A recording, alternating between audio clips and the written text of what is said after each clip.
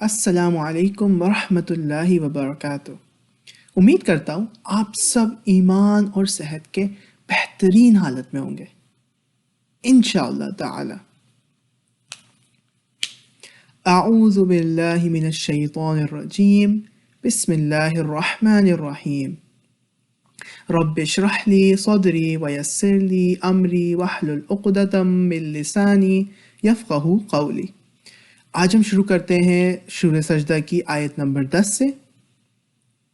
وَقَالُوا أَإِذَا ضَلَلْنَا فِي الْأَرْضِ أَإِنَّا لَفِي خَلْقٍ جَدِيدٍ بَلْ هُمْ بِلِقَاءِ رَبِّهِمْ كَافِرُونَ۔ اور انہوں نے کہا، کیا جب ہم زمین میں رل مل جائیں گے کیا پھر نئی پیدائش میں آ جائیں گے؟ بلکہ یہ بات ہے کہ وہ لوگ اپنے پروردگار کی ملاقات کے منکر ہیں۔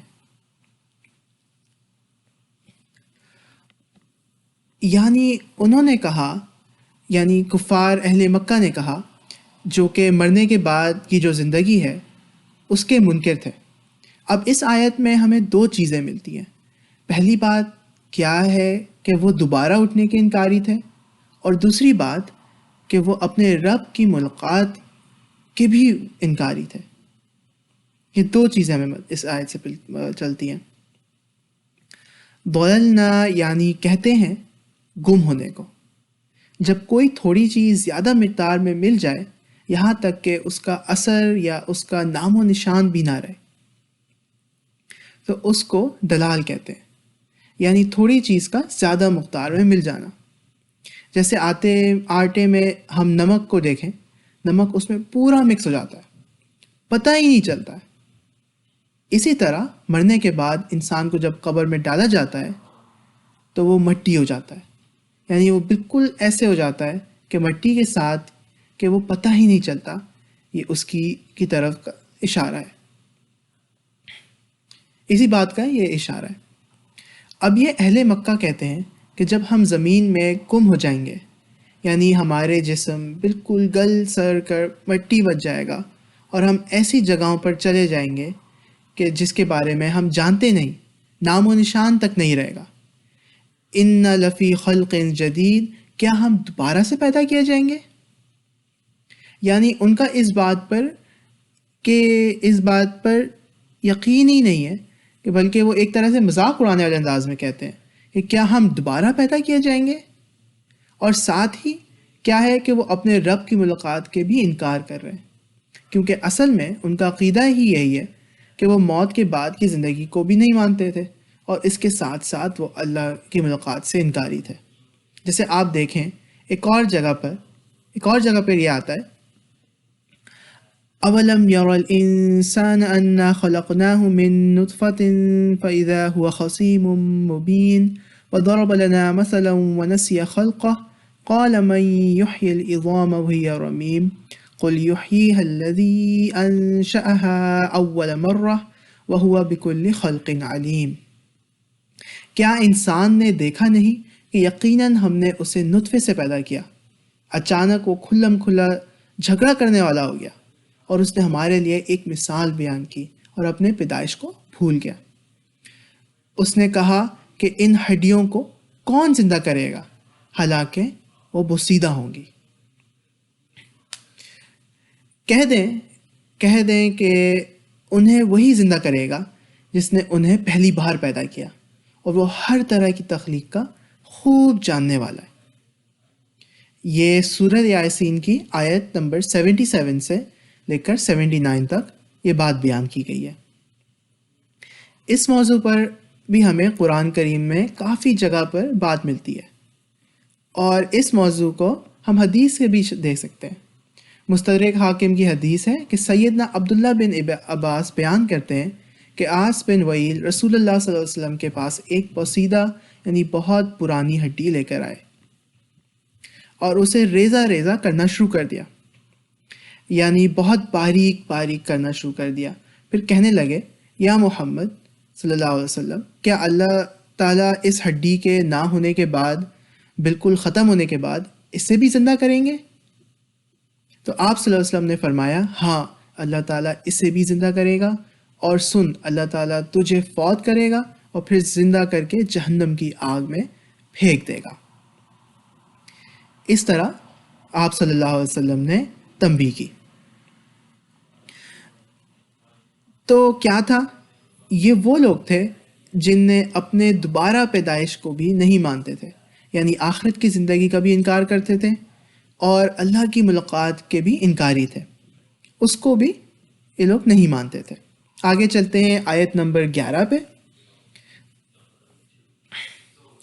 قُلْ يَتَوَفَّاكُم مَلَكُ الْمَوْتِ الَّذِي وَكُلِّ بِكُمْ ثُمَّ إِلَىٰ رَبِّكُمْ تُرْجَعُونَ۔ آپ کہہ دیں کہ موت کا فرشتہ جو تم پر مقرر کیا گیا ہے تمہیں قبض کر لے گا، چنانچہ تم اپنے رب کے جناب میں یعنی اپنے رب کی طرف لوٹائے جاؤ گے۔ اب یہاں پر یتوفاکم یعنی فوت کر لے گا تم کو، فوت کر جانا یعنی پورا لے لے گا تم کو، جان لینا، موت دینا۔ اللہ تعالیٰ نے اپنے نبی کی زبانی ان منکرین قیامت یعنی جو قیامت کا انکار کرنے والے تھے، اپنے نبی کی زبانی ان کو کیا بتایا؟ جس ملک الموت نے تمہاری روحوں کو قبض کرنا ہے کا کام لگایا گیا ہے، جب تمہاری موت کی گھڑی آ جائے گی تو وہ تمہاری روحوں کو قبض کر لے گا اور تم اس دنیا سے رخصت ہو جاؤ گے۔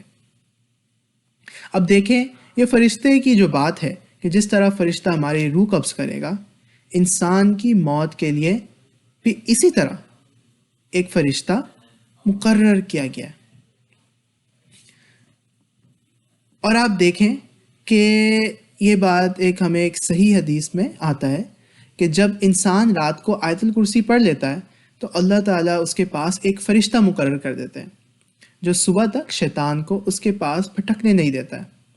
جب انسان آیت الکرسی پڑھ لیتا ہے تو شیطان اس کے قریب نہیں آ سکتا کیونکہ فرشتہ اس کی حفاظت کرتا ہے۔ لہٰذا جب آیت الکرسی پڑھ کر سوئیں تو ڈرا نہیں کریں۔ کیوں؟ کیونکہ فرشتے آپ کی حفاظت کے لیے مقرر ہیں۔ پھر آپ دیکھیں کرامن کاتبین بھی ہمارے دائیں بائیں ہیں۔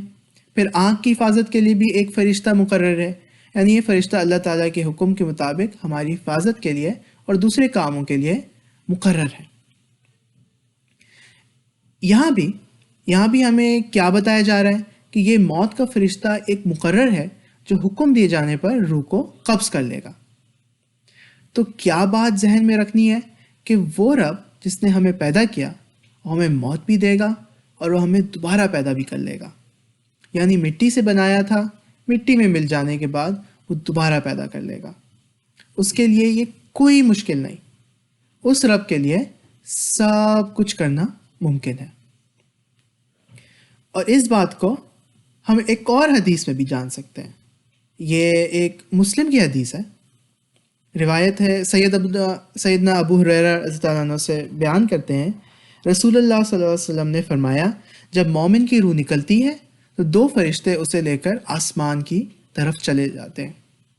حدیث کے راوی، حدیث لکھنے والے حماد کہتے ہیں سیدنا ابو ہریرہ رضی اللہ عنہ بیان کرتے ہیں روح کی خوشبو اور مشک کا بھی ذکر کیا اور آپ نے فرمایا آسمان والے فرشتے اس روح کی خوشبو پا کر یعنی روح کی خوشبو سے کہتے ہیں کوئی پاک روح ہے جو زمین کی طرف سے آئی ہے، اللہ تعالیٰ تجھ پر رحمت کرے اور اس جسم پر بھی جسے تو نے آباد کر رکھا تھا۔ پھر فرشتے اپنے رب کے حضور روح کو لے کر جاتے ہیں تو اللہ تعالیٰ فرماتے ہیں کہ اسے قیامت قائم ہونے تک اس کی معین جگہ یعنی اس کی جگہ ہے علیین میں پہنچا دو۔ اور جب کافر کی روح نکلتی ہے تو حدیث کے راوی نے کافر کی روح نکلنے کا ذکر کرتے ہوئے بتایا کہ سیدنا ابو ہریرہ رضی اللہ عنہ نے روح کی بدبو اور اس پر فرشتوں کی لعنت کا تذکرہ کیا ہے، اور آپ صلی اللہ علیہ وسلم نے فرمایا جب اسے اوپر لے کے جایا جاتا ہے تو آسمان کے فرشتے کہتے ہیں کہ کوئی ناپاک روح ہے جو زمین کی طرف سے آ رہی ہے۔ پھر اللہ تعالیٰ کی طرف سے حکم ہوتا ہے کہ اسے قیامت تک یعنی جب تک قیامت قائم ہوگی اس وقت تک اس کی معین جگہ یعنی جگہ فی الدین میں لے جاؤ۔ سیدنا ابو ہریرہ رضی اللہ عنہ یہ بھی بیان کرتے ہیں کہ روح کی بدبو کا ذکر کیا تو رسول اللہ علیہ وسلم نے اپنی چادر کا دامن اس طرح اپنی ناک پر رکھ لیا، یعنی آپ ناک کو ڈھانپ لے رہے ہو۔ تو ان آیت میں ہمارے لیے کیا سبق ہے کہ موت برحق ہے، دوبارہ زندگی برحق ہے، اللہ کے سامنے حاضری برحق ہے، یعنی ان میں سے کوئی بھی چیز ایسی نہیں ہے جس میں ہم شک کیا، جس میں کوئی شک کرنے کا کیا جائے۔ ان پر ایمان ہمارا مضبوط ہونا چاہیے، اور فکر کس بات کی کرنی ہے؟ جو ہمارا مقصد زندگی ہے، کہ ہمارا مقصد زندگی ہے جو سورہ ملک میں بھی آتا ہے کہ احسن عمل کے انسان کی زندگی کا مقصد کیا ہونا چاہیے، وہ اعمال کرنا جس سے ہم رب کو راضی کر سکیں، جب ہم دوبارہ زندہ ہو، جب دوبارہ اٹھایا جائے، جب رب سے ملاقات ہو تو ہم اپنے رب کو راضی کر سکیں۔ یہی مقصد ہونا چاہیے ایک مسلمان کا، ایک مومن کا، کہ وہ زندگی کیسے گزارے رب کی مرضی کے مطابق۔ اور پھر کیا ہوگا جب ہم زندگی رب کی مرضی کے مطابق گزاریں گے تو رب بھی زندگی کو ہمارے مطابق کر دے گا، یعنی ہماری زندگی ہی ایسی ہو جائے گی کہ زندگی میں کچھ بھی ایسا نہ چاہیں گے جو رب کی مرضی کے خلاف ہو۔ تو اللہ سے دعا ہے کہ یا رب العالمین، زندگی تو نے دی ہے تو یہ بھی توفیق دے کہ ہم اس کو تیری مرضی کے مطابق گزاریں، تاکہ جب تجھ سے ملاقات ہو تو ہم تجھے راضی کر سکیں۔ آمین یا رب العالمین۔ سبحانک اللہم و بحمدک، اشہد ان لا الہ الا انت، استغفرک و اتوب الیک۔ السلام علیکم ورحمۃ اللہ وبرکاتہ۔